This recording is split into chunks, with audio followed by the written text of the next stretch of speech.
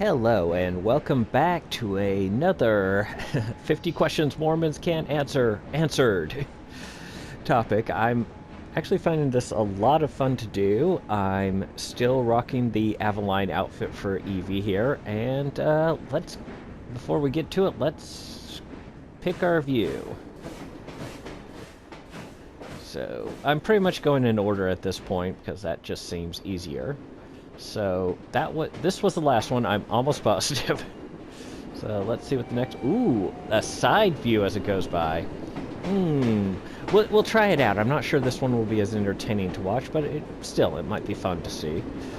So this question is number 7. So number 7. Since there are several different contradictory accounts of Joseph Smith's first vision, how did the LDS Church choose the correct one? So this is actually a pretty good question, and it goes down to like historical sources and so on. I think this one's actually of general interest to anybody who studies history and is interested in this time period. So, off the top of my head, I can think of 11 different versions written out of Joseph Smith's first vision. 7 of them were not even considered at all by the church for publication for one very simple reason. They did not directly come from Joseph Smith. So Joseph Smith gave numerous speeches, talks in front of people, and he would often relate his account of the first vision.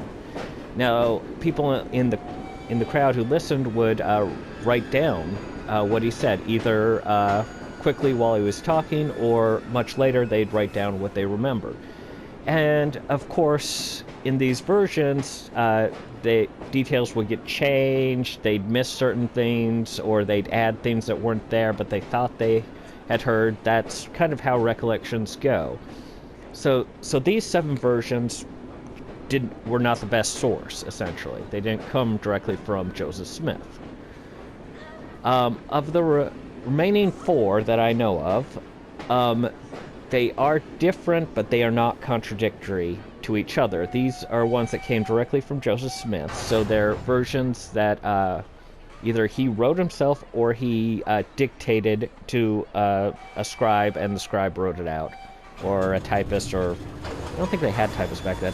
Anyway, they either written directly by him or dictated by him is what these 4 went with. And so the reason, like I said, there are some differences in them, but they're not contradictory.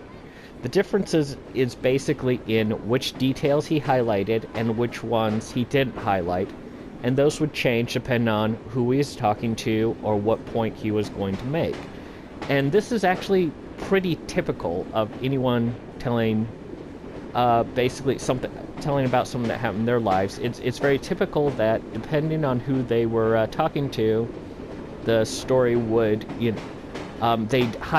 wouldn't change, but they'd highlight certain details or go into more details on certain things and less details on other things.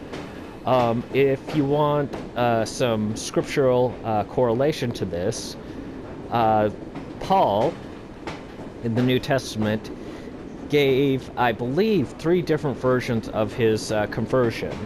He told throughout the course of his writings in the Bible, and they did differ depending on who he was talking to and what scriptural point he was making to the people he was talking to.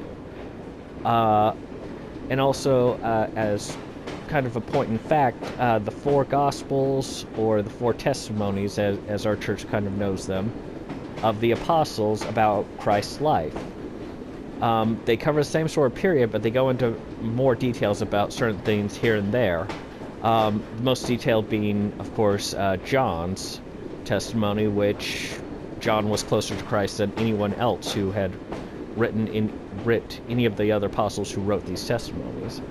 So, hopefully that explains the whole contradictions thing to you, that there's no real contradiction in the 4 that came directly from Joseph Smith. The contradictions come from those recorded by other people who, may not have gotten the full story, or may not remember correctly, or just may have written it incorrectly for whatever reason, for memory, for whatever. So anyway, I hope that answers the question. Oh, and to go into further details, it's my understanding that the church went with the one that provided the most details for the official record, which I believe appears in the Pearl. Yes, I'm it's either Doctrine and Covenants. No, it is definitely the Pearl of Great Price that has the Joseph Smith's story of the first vision. That version was the most detailed that he had written. So that's my understanding of it. So I could be wrong on that, but yep. And I think that about covers it. I feel vaguely bad that I chose this particular view because you spent a good chunk of it just watching a wall go by. Anyway, let me know what you think. Let me know if you like this particular view. My opinion is if we hadn't gone into the high wall area, it would have been a lot more entertaining to watch. Anyway, let me know what you think. Like and subscribe if you like this, and I will see you in the next video. Bye.